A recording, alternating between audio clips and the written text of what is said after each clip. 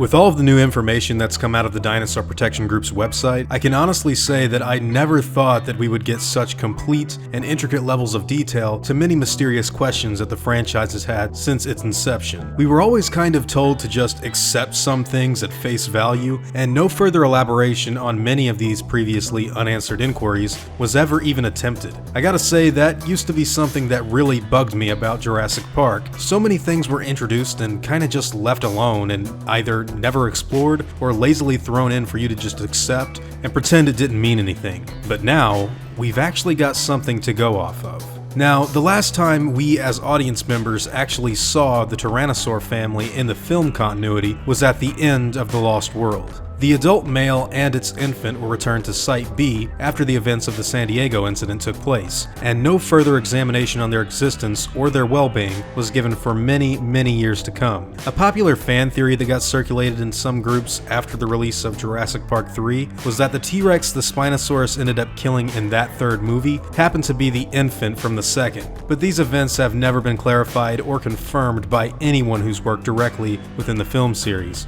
with the exception of Matt Winston, who jokingly said that yes, it was, and then followed that statement up by saying that we're just making things up. With that being said, I think it's best to turn to the new information that the Dinosaur Protection Group has recently released for any further answers that may be able to shed some light on what the well-beings of these three dinosaurs might be. If we go through the latest article that Zia Rodriguez posted on the website, which is titled "What Killed the Gene Guard Act?", we are able to find a lot of information on Isla Sorna and its history, as well as how many dinosaurs were on the island during Ludlow's attempted dinosaur roundup expedition. Now, this dinosaur list actually states that 6 tyrannosaurs were indeed bred by InGen, left on Sorna, and completely accounted for during the events of the Lost World. For those unaware, Richard Attenborough gave a very powerful voice performance as his character John Hammond in the 1998 game Trespasser, where he stated that 7 Rexes were bred for use in Jurassic Park, and that these 7 Rexes would become the 7 rulers of the island.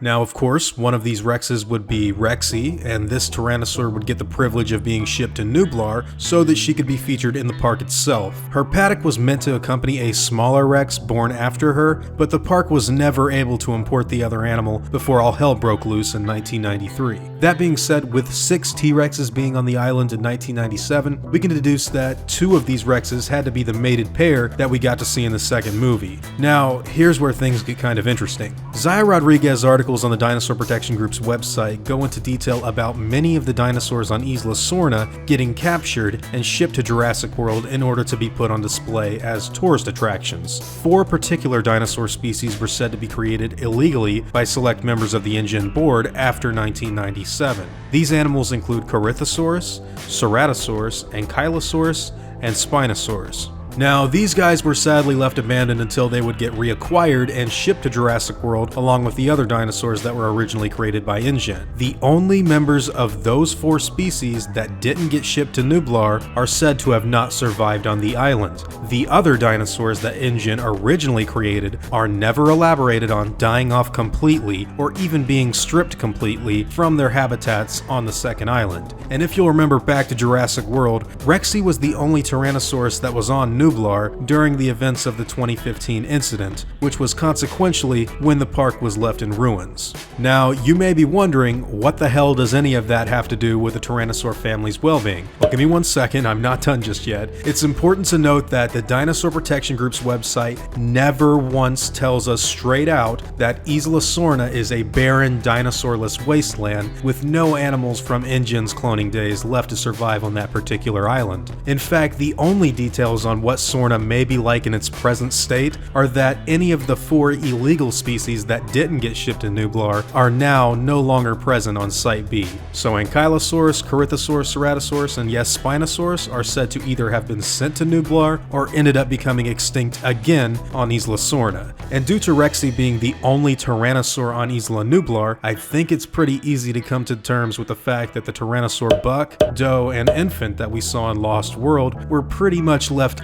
unharmed by any humans. In fact, I'd go as far as saying that Masrani wouldn't have had any plans of recapturing any of the Tyrannosaurs until Rexy had probably kicked the bucket and died of old age within captivity. With this knowledge, we can assume that somewhere, still within the jungles and forests of Isla Sorna, the Tyrannosaur family that we got to see in the Lost World may still be very much so alive and living within their natural habitats. Of course, this doesn't include any speculation on whether or not they may have been killed by any other super predators or defensive herbivores somewhere down the line. But as far as the animals getting killed off or shipped to Nublar by humans, we know that is something that totally never happened. Sadly, I would say that despite being left alone on Sorna, these Rexes may still have had a difficult time surviving on Site B. With the Masrani company going in and rounding up several different dinosaurs for use in Jurassic World, I have absolutely no doubt that the ecosystems that were established after the death of the original Jurassic Park are completely non-existent in today's modern world. With such a change in wildlife on the second island, malnutrition and lack of viable food sources may be a very real threat for all of the surviving carnivores on the island. Even though they were left alone and not brought over to live in Jurassic World, one has to take into consideration the major change in available nourishment the predators would have, which ultimately leaves their fate as sort of up in the air. In conclusion, not every dinosaur was stripped from or went extinct on Site B. We have no evidence to really confirm this. We do, however, know that the island was thrown into chaos after several of its species were sent to Isla Nublar, meaning that even though the Rexes and other animals ended up being left alone, they may have a harder time surviving now more than ever before.